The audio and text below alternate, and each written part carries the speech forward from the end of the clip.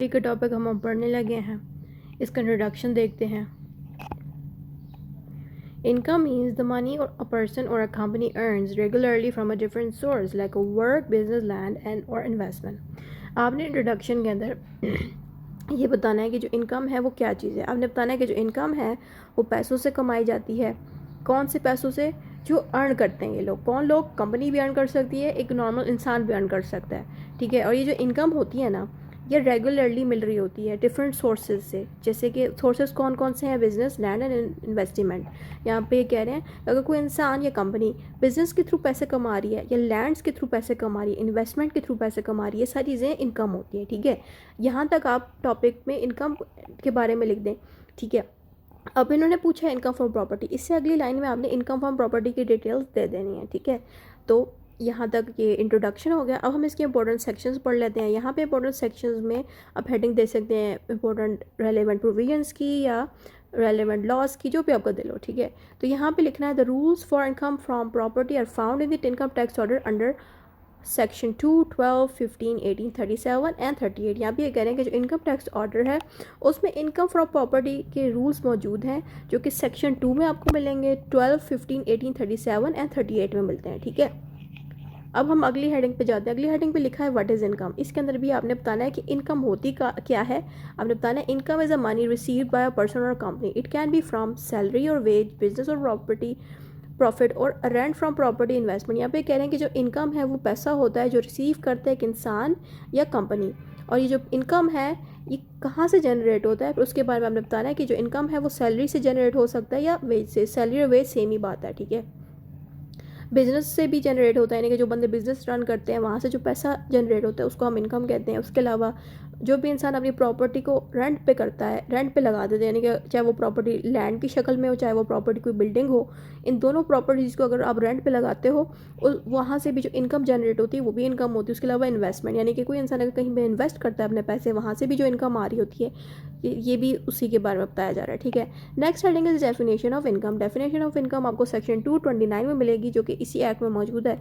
इस एक्ट के सेक्शन 229 में ये बताया जा रहा है कि जो इनकम है is any money taxed under this law. यहाँ पे ये कह रहे हैं कि इस सेक्शन के अंडर जो भी इनकम होगी वो टैक्सड हो जाएगी। टैक्सड मीन्स कि जो भी इनकम इस सेक्शन के अंदर लिखी गई है, कि प्रॉपर्टी वाली इनकम हो या वो बिजनेस वाली इनकम हो या जो भी है, जो भी इनकम के बारे में इस सेक्शन के अंदर बताया गया है वो सारी की सारी इनकम पे टैक्स लगेगा, ठीक हो गया। अगले पॉइंट पे लिखा है any tax deducted when importing goods. यहाँ पे कह रहे हैं कि कोई भी इंसान अगर ट्रेडिंग कर रहा है, यानी कि एक इनकम को किसी और मुल्क में पहुंचा रहा है और वहाँ से कोई कीमती चीज़ रख रहा है, ले रहा है, या कुछ भी इस तरह से खरीदने बेचने वाला काम कर रहा है ट्रेडिंग के थ्रू, तो उस पर भी टैक्स लगता है। तो उस वो भी इनकम में ही आता है। तो ये दोनों पॉइंट्स जो हैं यहाँ पे जो लिखे हुए हैं ना, ये हमें सेक्शन 229 बताता है, ठीक है। अगली हेडिंग है what is the total income. इसमें आता है 269। यहाँ पर सेक्शन 269 ऑफ इनकम टैक्स के बारे में ये बताया जा रहा है कि ये हमें टोटल इनकम के बारे में बता रहा है। यहाँ पे लिखा है a person's total income is the sum of all earnings from different source in a tax year. यहाँ पे ये बताया जा रहा है कि जो ये सेक्शन है वो ये कहता है कि एक पर्सन की जो टोटल इनकम है ना, all earnings from different sources in a tax year, यानी कि एक इंसान डिफरेंट सोर्सेज से जो पैसा कमा रहा है वो सारे के सारे पैसे जो है टोटल इनकम में कैलकुलेट होंगे, ठीक है। Income from property. अब यहाँ तक जितनी भी हेडिंग्स आपने दिए हैं ना, इसमें सारा कुछ आपने इनकम की हेडिंग्स देनी है, ठीक है, कि इनकम्स कैसे जनरेट होती हैं, इनकम होती क्या है, ठीक है, और सेक्शंस वगैरह डाल के आपने इनकम के बारे में बता देना है। इससे अगली जो हेडिंग्स आएंगी वो आपने इनकम फ्रॉम प्रॉपर्टी की देनी, क्योंकि हम टॉपिक इनकम फ्रॉम प्रॉपर्टी का पढ़ें। अगर यहाँ पे आपसे पूछा इनकम फ्रॉम बिजनेस, राइट, या income from gain of capital, right, in 5 heads में से कोई भी उन्होंने आपसे पूछ लिए, तब भी आपने यही करना है कि उन हेड्स को स्टार्ट करने से पहले आपने सारी हेडिंग इनकम की देनी है, same to same as it is जैसे यहाँ पे दी गई हैं। उसके बाद जितनी हेडिंग्स आपने देनी है वो आपने उन हेड्स की देनी है जो वो पूछ रहे हैं। यानी कि अगर उन्होंने इनकम फ्रॉम बिजनेस की हेडिंग पूछी है आपसे, तो इनकम देने के बाद यहाँ पे आपने इनकम फ्रॉम बिजनेस की हेडिंग दे देनी है, ठीक है। तो अभी हम इनकम फ्रॉम प्रॉपर्टी पढ़ रहे हैं, इसलिए हमने इनकम फ्रॉम प्रॉपर्टी की हेडिंग दी है इनकम के बाद, ठीक है। तो अब इनकम फ्रॉम प्रॉपर्टी शुरू करने लगे हैं। जो कि सेक्शन 15 में मिलेगा आपको इनकम टैक्स ऑर्डिनेंस के अंदर। What is income from property की हेडिंग देनी है। If a person receives rent from a property this rent will be tax under the income from property unless it is tax free. यहाँ पे ये कह रहे हैं कि अगर एक इंसान प्रॉपर्टी से, कौन सी प्रॉपर्टी, चाहे वो लैंड हो चाहे वो कोई बिल्डिंग हो, ठीक है, लैंड और बिल्डिंग, इन दोनों से अगर कोई इंसान रेंट की शक्ल में पैसे कमा रहा है, यानी कि उसने अपनी लैंड किसी बंदे को दे दी है जहाँ रेंट पे, और वो उसको पैसे दे रहा है इस लैंड के, और एक बंदा जो है उसने अपनी बिल्डिंग किसी को दे दी है और वहाँ से उसको पैसे मिले रेंट की शक्ल में, तो वो जो रेंट होगा उस पर लगेंगे टैक्स। ठीक हो गया। लेकिन अगली लाइन पे ये बताया गया अनलिमिटेड टैक्स फीस का मतलब ये है कि अगर लॉ ने खुद कहा कि फ़लाँ रेंट पे टैक्स नहीं लगना, तो ज़ाहिर बात है उसको टैक्स नहीं देना पड़ेगा। लेकिन लॉ ने अगर नहीं कहा तो इट मीन्स टैक्स वाली अथॉरिटी ने अगर कहा है टैक्स देना है, लॉ ने नहीं रोका हुआ, तो इट मीन्स उस रेंट पे टैक्स लगेगा, टैक्स देना पड़ेगा। ठीक है। Next heading is what is rent. Rent क्या होता है। रेंट के बारे में आपको सेक्शन 52 में मिलेगा। सेक्शन 52 जो है इनकम टैक्स ऑर्डर्स का, उसके अंदर आपको रेंट की डिटेल मिलनी है। तो यहाँ पे लिखा है rent means number 1 payment for using land और building.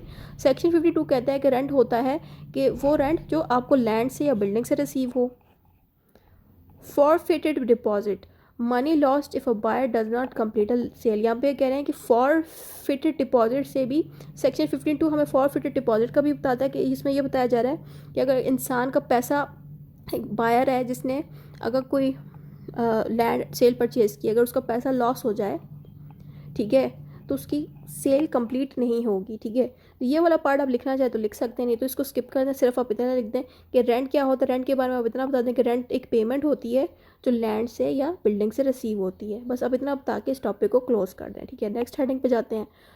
When is rent not considered property income. तो इसमें आएगा सेक्शन 15(3) कि इसमें बताया जा रहा है कि कौन सा रेंट जो है प्रॉपर्टी इनकम में कंसिडर नहीं किया जाएगा। अब हम ये पढ़ने लगे हैं। From a building with machinery और equipment it is taxed as income from other sources instead of income from property. यहाँ पे ये बताया जा रहा है कि कोई ऐसी बिल्डिंग है जिस बंदे ने, कोई ऐसी बिल्डिंग है रेंट पे दी हुई है, ठीक है, और वो जो बिल्डिंग है उस बिल्डिंग में मशीनरी और इक्विपमेंट का यूज़ हो रहा है, तो ऐसी बिल्डिंग को रेंट ऑफ प्रॉपर्टी के, यानी कि इनकम फ्रॉम प्रॉपर्टी की शक्ल में नहीं कंसिडर किया जाएगा, बल्कि इनकम फ्रॉम अदर सोर्सेज में लेके आएंगे। यहाँ पे ये बताया जा रहा है कि जो टैक्स लॉ है ना, टैक्स लॉ ने कुछ रूल्स बताए होते हैं कि भाई फ़लाँ प्रॉपर्टी को इनकम फ्रॉम प्रॉपर्टी में ऐड किया जाएगा। लेकिन यहाँ पे ये बताया जा रहा है कि ऐसी बिल्डिंग्स को अगर आप रेंट पे करें जिसमें मशीनरी और इक्विपमेंट का लेन देन है, ठीक है, कोई इन्वॉल्वमेंट है मशीनरी का और इक्विपमेंट का। मशीनरी क्या होता है कि कोई मशीन का यूज़ हो रहा है उस बिल्डिंग के अंदर, कोई मशीन से रिलेटेड काम चल रहे हैं, कोई इक्विपमेंट चल रहा है, कोई इक्विपमेंट का सेल परचेज हो रही है, ठीक है, जो भी है, तो उसमें ये चीज़ें शामिल हैं। ठीक है। तो लॉ, अगर टैक्स लॉ ये कहता है अगर उसमें ये चीज़ें शामिल है ना, तो ऐसी बिल्डिंग्स को, ऐसी प्रॉपर्टी को हम इनकम फ्रॉम प्रॉपर्टी नहीं कंसिडर करेंगे, बल्कि इसको हम इनकम फ्रॉम सोर्सेज कंसिडर करेंगे। ठीक हो गया। इनकम फ्रॉम सोर्सेज एक अलग इनकम का पार्ट था, यानी कि जो 5 हेड्स थे ना, उस 5 हेड्स में इनकम फ्रॉम प्रॉपर्टी, बिजनेस और सारी थी, उसमें इनकम फ्रॉम अदर सोर्सेज भी मौजूद था। तो वही बात यहाँ पे बताई जा रही है कि इस टाइप की बिल्डिंग्स को इनकम फ्रॉम प्रॉपर्टी का पार्ट नहीं समझा जाएगा, बल्कि इनकम फ्रॉम सोर्सेज का पार्ट समझा जाएगा। ठीक है, हो गया। और ये मैं नहीं कह रही, आपको सेक्शन 15(3) कहता है। सेक्शन 53 कहता है कि अगर किसी भी बिल्डिंग में ये चीज़ें यूज़ हो रही हैं तो वो इनकम फ्रॉम प्रॉपर्टी में नहीं, बल्कि इनकम फ्रॉम अदर सोर्सेज में आएगा। अगला सेक्शन क्या कहता है। अगला सेक्शन है सेक्शन 53(a). उसमें लिखा है एक्स्ट्रा चार्ज इंक्लूड्स इन रेंट। यहाँ पे कह रहे हैं कि रेंट के अंदर जो एक्स्ट्रा चार्जेस लगते हैं, जो लोग लगवाते हैं, वो कैसे इंक्लूड होता है। यहाँ पे लिखा है the owner also charges for electricity, water and और maintenance, these extra charges are taxed as income from other sources. यहाँ पे कहते हैं कि जो ओनर है ना, ओनर कहता है कि अगर तुमने मेरी बिल्डिंग्स में से बिजली को यूज़ किया, मेरी बिल्डिंग के पानी को यूज़ किया और मेरी बिल्डिंग की मेंटेनेंस को यूज़ किया ना, तो मैं तुमसे उसका भी पैसा लूँगा। यहाँ पे ओनर कह रहा है कि अगर मेरी बिल्डिंग की तुमने लाइट्स यूज़ की, मेरी बिल्डिंग का तुमने अगर पानी यूज़ किया, ठीक है, और मेरी बिल्डिंग में कोई भी मेंटेनेंस का काम कराया जो कि मुझसे पूछे बगैर अगर कर लिया, तो मैं नहीं पूछे बगैर करना चाहिए, पूछना चाहिए मुझसे। ठीक है। तो क्या मेंटेनेंस का मतलब ये है कि अगर बिल्डिंग ऑलरेडी किसी शेप में थी, उसको अंदर से उसे थोड़ी सी छेड़छाड़ी कर दी है, उसका मेंटेनेंस कहते हैं। ठीक है। अपने हिसाब से उस रेंट वाले ने अपने हिसाब से उसकी मेंटेनेंस कर दी है। तो यहाँ पे कह रहा है कि ओनर कह रहा है अगर मेंटेनेंस किया आपने किसी किस्म की, या मेरी बिल्डिंग से आपने कोई भी पानी यूज़ किया, या मेरी बिल्डिंग से आपने कोई भी इलेक्ट्रिसिटी यूज़ की, तो उसके भी आप मुझे पैसे देंगे। तो इससे क्या होगा कि अगर उसने इस तरह की चीज़ों पे पैसे मांगे ओनर ने, तो उस पे जो पैसे मांगेगा उन पैसों पे भी अब टैक्स लगेगा। यानी कि अगर वो इलेक्ट्रिसिटी पे भी पैसे मांग रहा है, तो जो पैसे उसको इलेक्ट्रिसिटी के थ्रू मिलेंगे उस पर लग जाएगा टैक्स, यानी कि ओनर जो भी डिमांड करेगा उस डिमांड के हिसाब से उस पर टैक्स भी लगता जाएगा। अगर वो इसकी डिमांड नहीं करता तो ऑब्वियसली ओनर को सिर्फ और सिर्फ रेंट के ऊपर टैक्स देना पड़ेगा। लेकिन अगर वो ये चीज़ें भी रेंट के साथ साथ मांग रहा है ना उस बंदे से जिसको रेंट पे दिए, तो ज़ाहिर बात है उसको इस हिसाब से भी जो प्रॉफिट हो रहा है उस पर लगेगा टैक्स। ठीक हो गया, ये मैं ज़रा रेस कर दूँ। Next point is fair market rent. Fair market rent का मतलब है कि जिस जो मार्केट है ना, मार्केट रेंट होता क्या है? मार्केट रेंट का मतलब ये है कि एक इलाका है, ठीक है, उस इलाके में सब लोगों को पता है कि यहाँ पे रेंट है 50,000, मैं एग्जांपल दे रही हूँ, ठीक है, 50,000, और ये मुनासिब रेंट बनता है इस इलाके में। और एक बंदा कहता है, इस मिसाल के तौर पर एक घर बनाए हुए मैंने 3, ठीक है, और सबको पता है कि इस एरिया में सब घर 50,000 के होंगे, ठीक है, 50,000 के रेंट पे होंगे, ठीक है। तो ये वाला जो घर है, ये वाला, इसका मालिक मकान कहता है, ओनर कहता है कि मैं 50,000 का नहीं दूंगा बल्कि मैं रेंट 80,000 रखूँगा। तो ये रेंट क्या फेयर होगा कि नहीं? ये फेयर तो नहीं होगा। तो ये क्या हो जाएगा कि ये मार्केट रेंट से ऊपर हो जाएगा। तो मार्केट रेंट वही होता है कि जो आपने रेंट जो सब लोगों ने रखा होता है उसी को हम कहते हैं फेयर मार्केट रेंट। ठीक है, तो ये मैंने समझा दिया आपको फेयर मार्केट रेंट। अब हम उसको पढ़ते हैं। If the actual rent is low, tax will be calculated on the market rate of rent. यहाँ पे ये कह रहे हैं कि अगर रेंट आपने ज़्यादा लगाया हुआ है या रेंट आपने कम लगाया हुआ है, उसी हिसाब से रेंट को नहीं देखा जाएगा बल्कि उसको मार्केट के हिसाब से देखा जाएगा। मैं बता ये रही हूँ कि यहाँ पे मिसाल के तौर पे मैं 3 घर बनाती हूँ, ठीक है, अब यहाँ पे 4 घर हैं, ठीक है, अब इन सब का मार्केट रेंट 50,000 बनना चाहिए, ठीक है। यहाँ पे अक्सर जितने घर लगते हैं रेंट पे वो सारे 50,000 पे ही लगते हैं।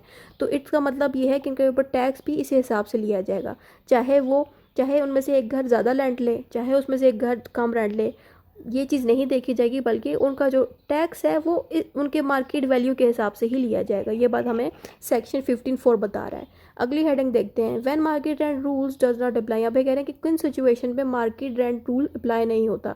सेक्शन 15(5) में उसकी डिटेल लिखी है। अब ये देख लेते हैं इसमें क्या बताया जाए। इसमें लिखा है, if rent is included in the tenancy salary the market rent rule does not apply. यहाँ पे कह रहे हैं कि जो रेंट है ना वो किसी टेनेंट की सैलरी से निकल रहा है, यानी कि जो बंदा, टेनेंट कौन होता है? टेनेंट होता है किराएदार, यानी कि जो रेंट देता है। रेंट देने वाला बंदा अपनी सैलरी से अगर रेंट पे कर रहा है और उसके पास और ज़्यादा पे करने के पैसे नहीं है, तो ऐसी सिचुएशन पे चांसेस हैं कि उस पर मार्केट वैल्यू अप्लाई नहीं होगी, ठीक है। उसको मार्केट वैल्यू के हिसाब से जो है रेंट देना जो है नहीं पड़ेगा। दैट्स इट, इतनी सी बात इस पर लिखी। अगली हेडिंग है, how is property income tax. Section 15(6) यहाँ पे बताया जा रहा है कि जो प्रॉपर्टी है उसको टैक्स पे कैसे लगाया जाता है। यहाँ पे लिखा है, the tax state of the property for income is mentioned division VI of part 1 of the first schedule.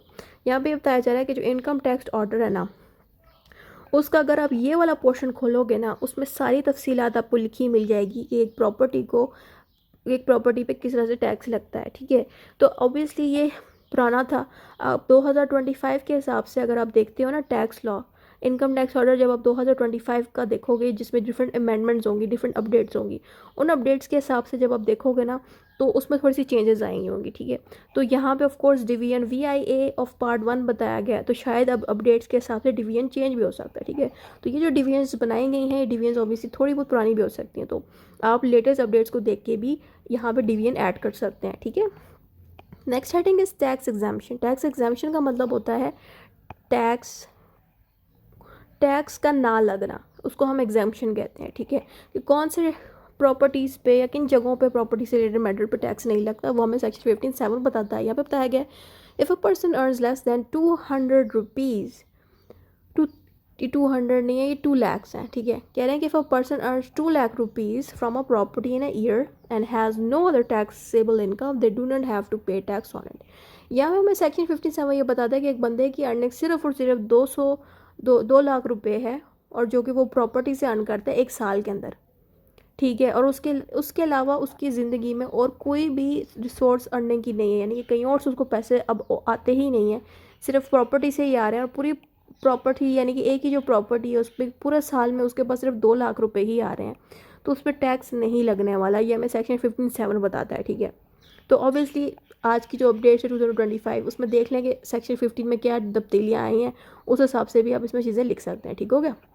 Next point देखते हैं। नेक्स्ट पॉइंट में लिखा है deduction allowed on property income, जो हमें सेक्शन 15A में लिखा है। यहाँ पर लिखा है, some expenses can be subtracted from the rent before calculating tax. यहाँ पे बताया जा रहा है कि जो सेक्शन 15A है वो ये बता रहा है कि जो टैक्स है ना जो आप रेंट से ले रहे हो उसमें कुछ सब्सट्रैक्शन आप ऐड कर सकते हो। सब्सट्रैक्शन मीन्स कि कुछ एक्सपेंसेस को आप कट ऑफ कर सकते हो। वो एक्सपेंसेस कैसे कट ऑफ होंगे, ठीक है, उसकी तफसील आपको दूसरी हेडिंग में लिखी मिलेगी। यानी कि यहाँ पे जो बात बोली जा रही है ना उसकी डिटेल आपको इससे अगली लाइन में लिखी मिलेगी। यहाँ पे लिखा है कि अलाउड एक्सपेंसेस फॉर कंपनीज। यहाँ पे कह रहे हैं कि अगर कंपनीज अगर चल रही हैं और वो रेंट के थ्रू पैसे ले रही हैं तो उस रेंट पे जो टैक्स लग रहा है ना उस टैक्स में से कुछ पोर्शन पे टैक्स नहीं लगना, क्योंकि उन्होंने कुछ ऐसे काम किए हैं जिस पे टैक्स नहीं लग रहा।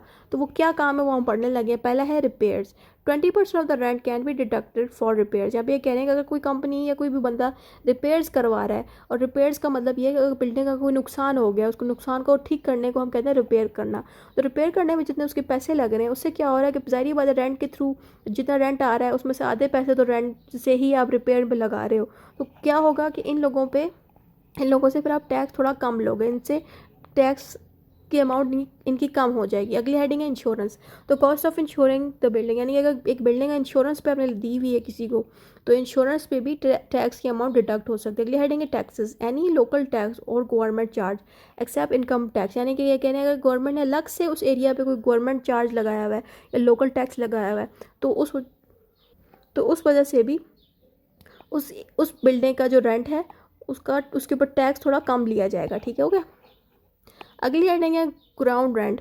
Rent paid for the land where the building is located. यहाँ पे बताया जा रहा है कि कुछ ऐसी लैंड्स होंगी, कुछ ऐसी बिल्डिंग्स होंगी जिन पे थोड़ी सी कम उनके ऊपर टैक्स लगेगा। तो ये लाइन इस पर लिखी गई है। अगला है loan interest paid on property loan. यहाँ पे ये कह रहे हैं कि अगर प्रॉपर्टी आपने ली है लोन पे लिए हुई है, जिस लोन क्या चीज़ होती है सूद वाला सूद होता है एक तरह से, ठीक है, यानी कि आपने सूद के पैसों से प्रॉपर्टी ली है।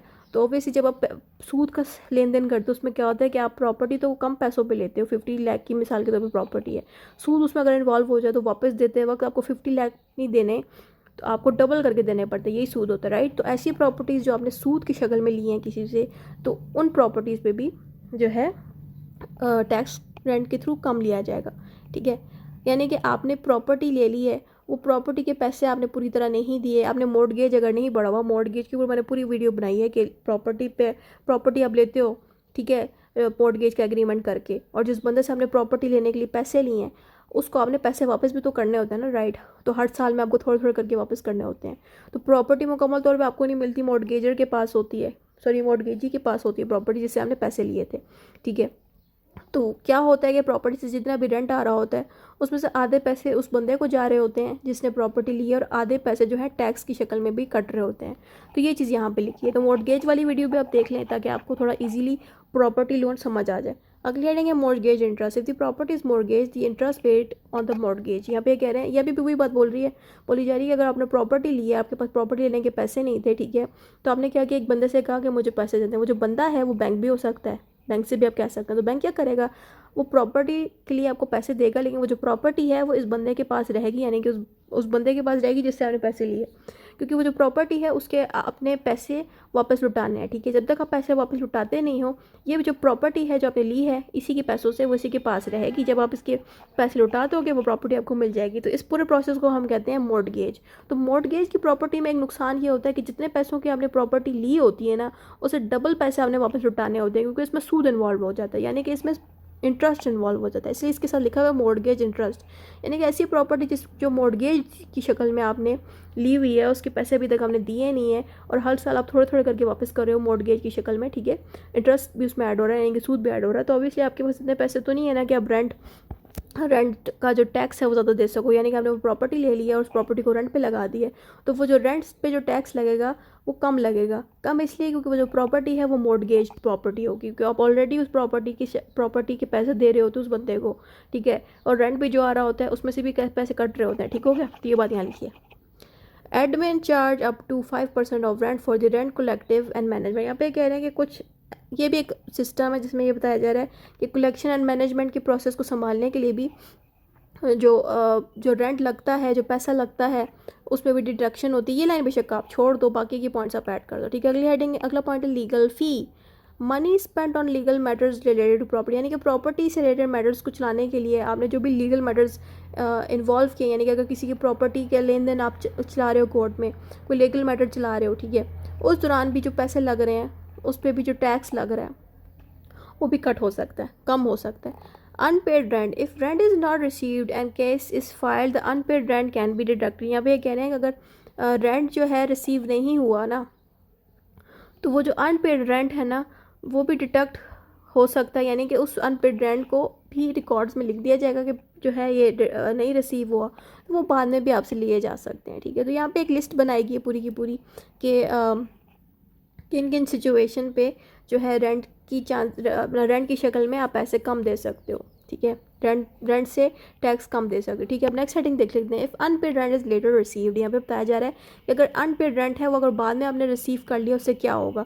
तो जो दूसरा सेक्शन है वो ये बता रहा है, for rent was deducted and an expense but later received it will B taxed when received. यहाँ पे ये कह रहे हैं कि एक रेंट है, ठीक है, उसको कम कराया गया, उसकी वो कम होने वाली शक्ल का रेंट है, यानी कि कम किसी वजूहत पे कम हो रहा है. किन वजूहत पे, चाहे वो प्रॉपर्टी मॉर्गेज थी या जो भी शक्ल में वो रेंट कम हुआ है, लेकिन कम होने के साथ साथ उस बंदे ने वो रेंट का टैक्स ही नहीं दिया. ठीक है, यहाँ पे रेंट कम ही हो रहा है, टैक्स कम हो रहा है. ठीक है, तो मॉर्गेज की शक्ल की अगर वो प्रॉपर्टी है तो उसकी जो टैक्स है वो कम होगा, लेकिन उसने टैक्स दिया ही नहीं है. ठीक है, तो अगर ऐसा टैक्स अगर नहीं दिया, बाद में अगर उसे टैक्स दे दिया है, तो उसको उस चाहे वो बाद में भी टैक्स दिया हो, रिकॉर्ड में यही लिखा जाएगा कि टैक्स रिसीव हो गया है, और ये नहीं लिखा जाएगा कि टैक्स लेट रिसीव हुआ है कि जल्दी, बल्कि टैक्स को उसी तरह ही लिखा जाएगा जैसे बाकी लोगों के टैक्स रिसीव होता है ना, बिल्कुल वैसे ही इसमें भी इनके रिकॉर्ड में लिखा जाएगा. तो next heading is unpaid expenses become taxable. यहाँ पे कह रहे हैं if an expense was deducted but not paid within 3 years it will be added back to taxable income. यहाँ पे बताया जा रहा है कि बेशक टैक्स ने अमाउंट कम कर दी है आपकी. ठीक है, चाहे क्योंकि प्रॉपर्टी मॉर्गेज थी, मैं एग्जांपल दे रही हूँ, मॉर्गेज प्रॉपर्टी थी, ठीक है, आपका टैक्स कम कर दिया, लेकिन फिर भी 3 सालों तक आपने उस डिडक्टेबल टैक्स को भी, कम अमाउंट के टैक्स को भी नहीं पे किया, तो आपके ऊपर टैक्सेबल इनकम का चार्ज लग जाएगा, यानी कि आपके ऊपर लाइबिलिटी लग जाएगी, रिस्पॉन्सिबिलिटी लग जाएगी कि आपने टैक्स पे करना है. या मैं ये दूसरे हेडिंग बता दें, अगली हेडिंग बताते हैं. If unpaid expense is paid later, यहाँ पे क्या बताया जा रहा है, if an expense is later paid it can be deducted from the taxable income in that year. यहाँ पे बताया जा रहा है कि अगर एक टैक्स है, ठीक है, टैक्स अमाउंट किसी बंदे ने देनी है और उसने थोड़ा लेट दी है, ठीक है, तो अगर उसने लेट दी है ना, तो वो अमाउंट भी इनकम टैक्स ईयर के साथ ऐड हो जाएगी, और जितनी अमाउंट कट होनी थी वो भी उसमें बता दी जाएगी कि आपने इतने अमाउंट का आपने टैक्स दिया है, और जो आप अगर वो प्रॉपर्टी मॉर्गेज थी तो मॉर्गेज के हिसाब से भी उसमें टैक्स की अमाउंट जितनी कम होनी चाहिए वो भी लिख दी जाएगी, यानी कि बहुत लंबी डिटेल है, सेम बात उसमें बताई जा रही है. अगली हेडिंग है no double deduction, an expense cannot be double deducted twice under different income types. यहाँ पे कह रहे हैं कि अगर आपकी इनकम डिफरेंट जगहों से आ रही है ना, तो डिफरेंट जगहों का मतलब ये नहीं है कि आपका टैक्स बार बार हम डिडक्ट कराएंगे, आपका डिडक्शन एक ही दफ़ा ही हो सकती है, यहाँ पे ये बोल रहे हैं. अगली हेडिंग है business tax rules also apply. यहाँ पे कह रहे हैं कि बिजनेसेस में भी इसी तरह से ही ये रोल अप्लाई होगा, ये रूल अप्लाई होगा, यानी कि ये जितना भी हम पढ़ रहे हैं हम प्रॉपर्टी इनकम पढ़ रहे हैं, लेकिन अगर आप प्रॉपर्टी इनकम के अलावा बिजनेस इनकम से भी जनरेट कर रहे हो ना अर्निंग, तो उसमें भी ये सारे रूल्स अप्लाई होते हैं कि किस तरह से उनका जो बिज़नेस है उनमें किन किन जगहों पे जो है टैक्स कम होगा, कौन सी जगहों से रेंट लिया जाएगा, ये सारी बातें उसमें भी अप्लाई होती हैं. लेकिन business expenses rule in section 21 apply to property income deduction. ठीक है, अगली हेडिंग है एडवांस रेंट फ्रॉम टेनेंट, यानी कि जो टेनेंट है, टेनेंट कौन होता है, किराएदार जो रेंट देता है, रेंट पेयर जिसको हम कहते हैं, रेंट पेयर, राइट. तो रेंट पेयर जिसको हम इंग्लिश में कहते हैं टेनेंट, उसका बारे में आपको सेक्शन 16 में मिलेगा. अब यहाँ पे जितनी भी हेडिंग्स आएंगी उसमें हमें सेक्शन 16 के बारे में बताया जाएगा कि सेक्शन 16 में जो टैक्स पेयर है, सॉरी रेंट पेयर है, टेनेंट जिसने रेंट देना है प्रॉपर्टी का, उसके ऊपर एडवांस रेंट कैसे लगता है, उसके ऊपर बर्डन ऑफ रेंट डबल कैसे लगता है, वो हम देखने लगे हैं. टैक्स और एडवांस रेंट, यहाँ पे लिखा है if a tenant pays an advance amount that is not adjusted against rent it is taxed equally over 10 years. यहाँ पे बताया जा रहा है कि रेंटेड बंदा कह रही हूँ, टेनेंट है, टेनेंट को हम कहते हैं किराएदार. ठीक है, ये जो टेनेंट है इसने अपने ओनर से कहा, ओनर कौन हुआ, घर का मालिक जिसके घर में ये रह रहा है एज अ टेनेंट, यानी कि किराएदार. किराएदार ने कहा कि भाई मैं बाद में नहीं दूंगा, तो मैं काम कर लो, 3 महीने का किराया मुझसे इकट्ठे ले लो. ठीक है, 3 महीने का किराया अगर वो इकट्ठे ले रहा है, इसका मतलब ये नहीं है कि इन 3 महीने के किरायों पे टैक्स लगेगा, बल्कि होगा ये कि टैक्स जो है 10 साल के मुताबिक लिया जाएगा। मिसाल के तौर पर अगर उसने 3 महीने का किराया दिया तो 3 महीने के किराए को रेंट टैक्स में ऐड नहीं किया जाएगा, बल्कि 10 साल के मुताबिक जितना भी टैक्स लगना चाहिए उस रेंट के ऊपर उसी हिसाब से उनसे लिया जाएगा। ठीक है, तो ये सेक्शन 16(1) में बताया जा रहा है। ऑब्वियसली 2025 में चेंजेस आती हैं, तो 2025 के अंदर अब देखो कि टैक्स लॉ के अंदर इनकम टैक्स ऑर्डिनेंस में सेक्शन 16(1) में क्या तब्दीलियाँ आई हैं। अगर उसमें 10 ईयर्स के अलावा 11 ईयर या कोई भी अपडेट्स आ गए, आप उस अपडेट्स के हिसाब से भी इसको लिख सकते हो। Next heading is if advance rent is return. यहाँ पे बताया जाएगा अगर एडवांस रेंट रिटर्न कर दिया जाए तो उस सिचुएशन पे क्या करना चाहिए। यहाँ पे लिखा है the land Lord return the advance rent before 10 years the remaining amount is not tax. यहाँ पे कह रहे हैं कि अगर जो ओनर है ना, ओनर ने जो किराएदार है उसकी एडवांस पेमेंट वापस कर दी है, क्योंकि ऑब्वियसली वो किराएदार कह रहा है कि मुझे अब इस घर में नहीं रहना, मुझे कहीं और शिफ्ट होना है, लेकिन उसने पेमेंट 3 महीने की दे दी, यानी कि अगले 2 महीनों की भी देती है। तो जो एडवांस पेमेंट उसने दी है वो किराएदार को वापस चाहिए, तो लैंडलॉर्ड क्या करेगा, यानी कि घर का जो मालिक है वो क्या करेगा, घर का मालिक हो चाहे वो किसी लैंड का मालिक हो, ठीक है, वो क्या करेगा, उस एडवांस रेंट को वापस करेगा। अगर वो एडवांस रेंट 10 सालों से पहले वापस हो गई है तो फिर उस पर टैक्स नहीं लगेगा। जैसे कि मैंने ऊपर वाली हेडिंग में बताया था कि एडवांस रेंट को 10 सालों के अंदर ही कैलकुलेट किया जाएगा, राइट। लेकिन अगर 10 साल से पहले ही एडवांस रेंट वापस कर दी गई है तो उस पर टैक्स नहीं लगने वाला। ठीक हो गया। Next heading is if a new tenant pays advance rent. If a new tenant pays advance rent and any previous tax amount is deducted before taxing the new advance rent, या भी कह रहे हैं एक नया किराएदार आ रहा है, उसने एडवांस रेंट आपको दे दी है, ठीक है, तो वो क्या कह रहे हैं यहाँ पे कि जो पहले की जो अमाउंट उसने टैक्स की हुई थी ना, यहाँ पे कह रहे हैं कि अगर जो पहले का किराएदार था ना, पहले वाला टेनेंट, तो उसके हिसाब से जो रेंट लिया गया था ना उसको सबसे पहले डिडक्ट कराया जाएगा, कैंसिल कराया जाएगा। कैंसिल मीन्स कि इसने जो रेंट दिया था वो पे कर दिया, उसका टैक्स पे कर दिया। उसके अलावा जो न्यू टेनेंट आएगा ना, उसने अगर कोई एडवांस पे दिए तो उसका फिर उसी हिसाब से टैक्स सिस्टम शुरू होगा न्यू। ठीक है, यहाँ पे लिखा है। कंक्लूजन हम आ जाता है। कंक्लूजन डिफरेंट हेडिंग्स की शक्ल में आप चाहो तो दो, या चाहो तो उसको एक पैराग्राफ में भी लिख सकते हो। यहाँ पे लिखा income is the money from person earn. यहाँ पे आप इनकम की हेडिंग दे दी है, लिखा इनकम का मतलब है कि पैसा जो एक इंसान अर्न कर रहा होता है उसको हम इनकम कहते हैं। अगली हेडिंग में लिखा income from property. Income from property means rent receive from land and building. यहाँ पे बताया जा रहा है कि जो इनकम एक प्रॉपर्टी से आप अर्न करें वो प्रॉपर्टी लैंड भी हो सकती है, बिल्डिंग भी हो सकती है, उसको हम कहते हैं इनकम फ्रॉम प्रॉपर्टी। अगली हेडिंग है some expenses like repairs tax and loans can be deducted before calculating tax. यहाँ पे बताया जा रहा है कि एक बंदा जो है रिपेयर्स करा रहा है और लोन्स वगैरह की शक्ल में, अगर उसकी बिल्डिंग है, ठीक है, उसने लोन में ली हुई है, या वो उस बिल्डिंग की रिपेयर्स करवा रहा है, पैसे लगा रहा है उसी रेंट में से, मिसाल के तौर पर उसने रेंट रिसीव किया, उसी रेंट्स में से उसने उस बिल्डिंग की जो है मरम्मत कराई है, तो वो पैसे डिडक्ट हो जाएंगे, कैंसिल हो जाएंगे। उसके अलावा जो पैसे बचेंगे ना रेंट के, उसमें से टैक्स जो है वो पे करेगा। ठीक हो गया, ये बात यहाँ लिखी गई है। आखिरी पॉइंट लिखा है if the rent is less than 200 rupees per year there is no other taxable income then no tax भी रिक्वायर्ड। यहाँ पे कह रहे हैं एक बंदा पूरे साल में प्रॉपर्टी से सिर्फ 2 लाख रुपए कमा रहा है और उसके पास और कोई ज़रिया नहीं है, अदर कोई सोर्सेज नहीं है इनकम की, तो उस बंदे पे टैक्स नहीं लगेगा प्रॉपर्टी पे। ठीक होगा, इतना ही था इस वीडियो में।